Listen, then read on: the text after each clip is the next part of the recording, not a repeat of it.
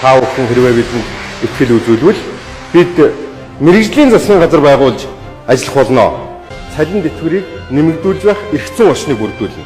Мэрэгжлийн өндөр хүүтэй зээл авах татгалзана. Хүүхдийн мөнгийг хүүхдвэрт ялгуургүй олгоно гэж орцсон.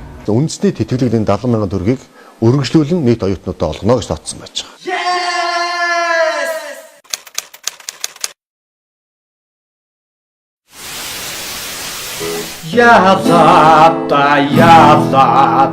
Язата мэрэгжлийн засгийн газрыг байгуулна гэсэн чинь язата мэдлэгтэй үгүй мэдээлэхгүй садангаа та нар татлаата хүүхдийн мөнгийг бүгдэнд нь өгнө гэсэн чинь язата өөрхийн оюутны даалыг бас хасах гэдэл байна уу та язата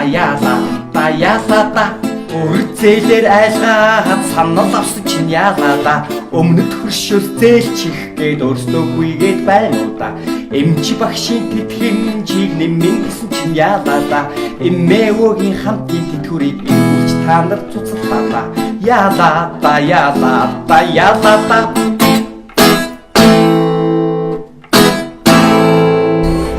Амлалтаасаа буцагсдод ахиад хуурдахгүй Монголын ард түмэн.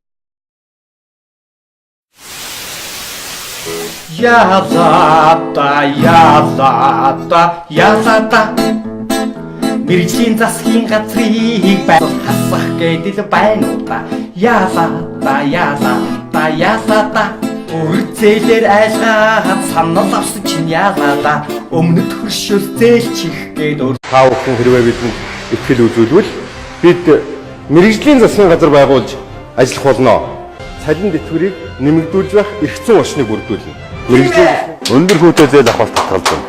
Хүүхдийн мөнгийг хүүхдвэрт ялгуургүй олгоно гэж орцсон. Үндэсний тэтгэлгийн 70,000 төгрөгийг өргөжлүүлэн нийт оюутнуудад олгоно гэж тооцсон байж байгаа.